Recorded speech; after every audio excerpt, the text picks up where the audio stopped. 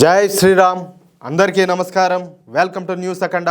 నేను మీ కస్తూరి శ్రీధర్. మిత్రులారా, మన భారత ప్రభుత్వం ఉపాధి హామీ పథకంలో భారీ మార్పులు చేస్తూ మహాత్మా గాంధీ గ్రామీణ ఉపాధి హామీ పథకం స్థానంలో కొత్తగా వికసిత్ భారత్ రామ్జీ బిల్లును అయితే ప్రవేశపెట్టింది.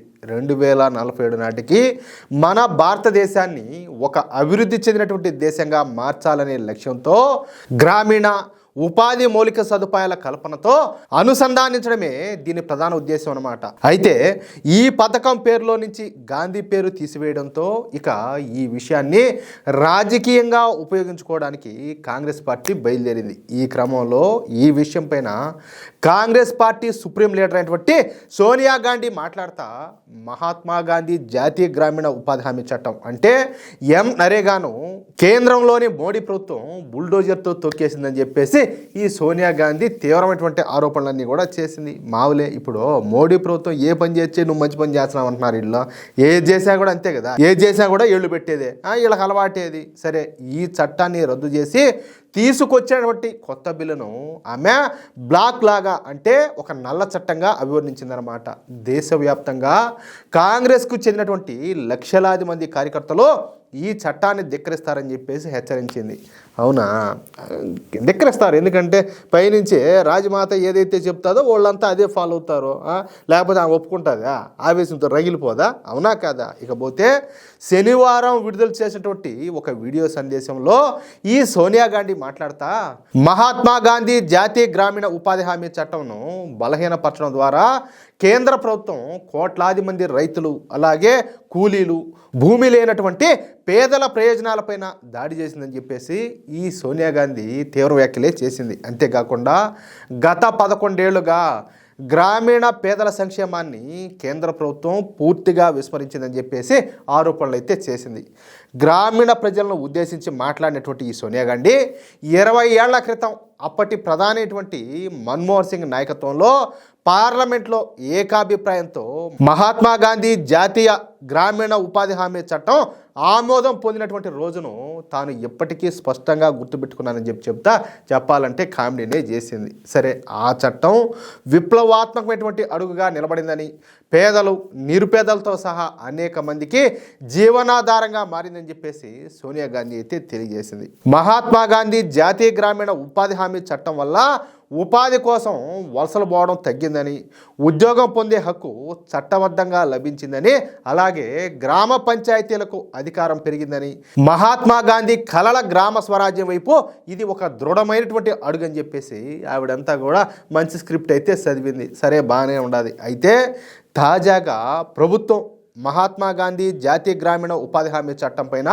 బుల్డోజర్ నడిపించిందని చెప్పేసి ఆవిడైతే విమర్శలు చేశారు. మహాత్మా గాంధీ పేరు తొలగించడమే కాకుండా ఎలాంటి చర్చలు కూడా లేకుండా, ఎవరిని కూడా సంప్రదించకుండా, ప్రతిపక్షాలను పరిగణలోకి కూడా తీసుకోకుండా ఈ చట్టం యొక్క రూపురేఖలనే మార్చేశారని చెప్పేసి ఆవిడ గారు మండిపడింది.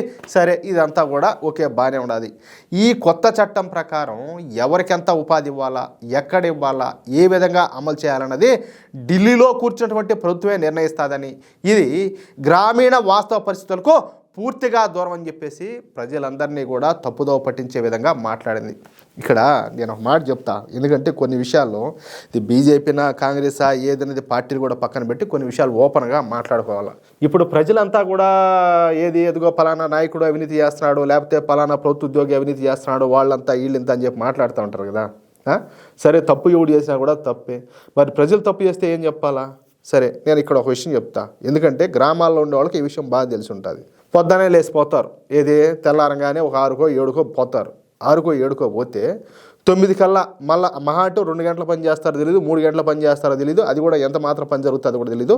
9 ఐదులకే అంటే సద్యాళ్లకు, అంటే నా భాషలో సద్యాళ్లకు అంటే ఒక టిఫిన్ టైంకి ఆ టైంకి మళ్ళీ భుజాన పార వేసుకొని దాన్ని తెలుసుకొని మళ్ళీ వెనక్కి వస్తూ ఉంటారు.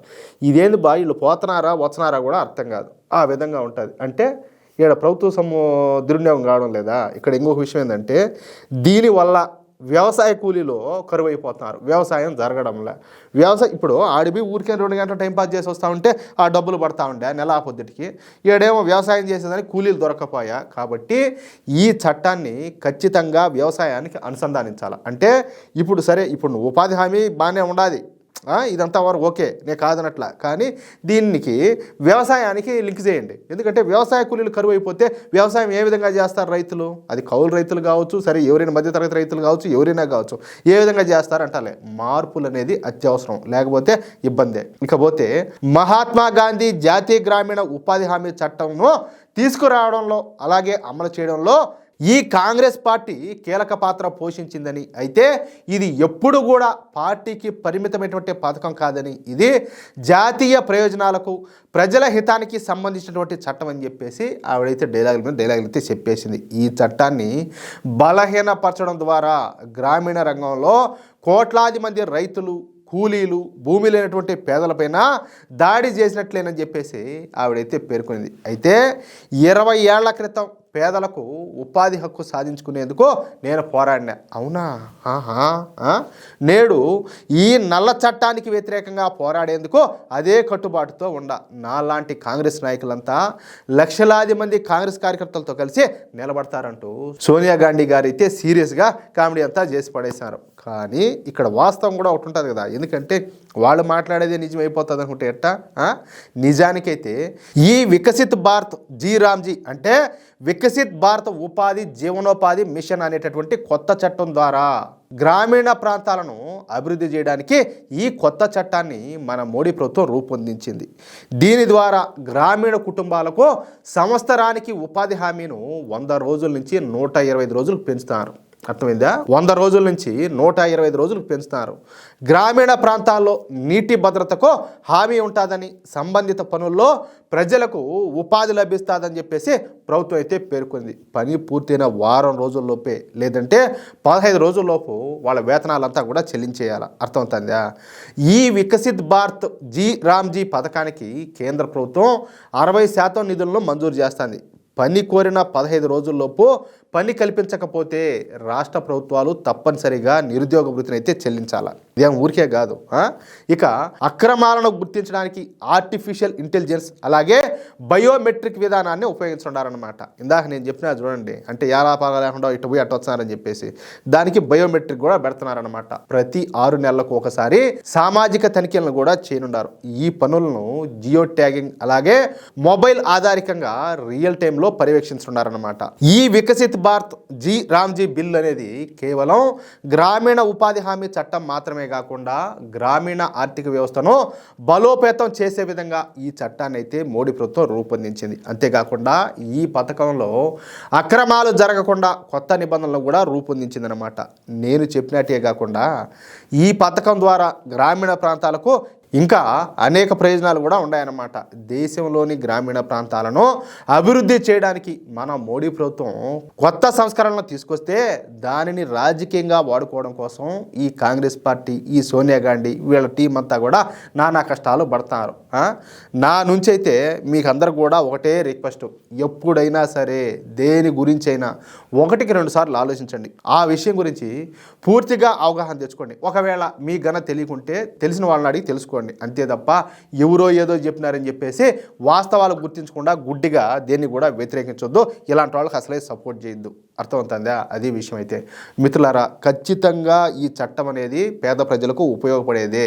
అర్థమవుతుందా? అంతేకాకుండా అందులో ఉన్నటువంటి అవినీతిని కూడా రూపుమాపుతుంది అనమాట. అర్థమవుతుందా? ఈ న్యూస్ కనుక మీకు నచ్చినట్లయితే ఖచ్చితంగా ఈ న్యూస్ నలుగురికి షేర్ చేయండి.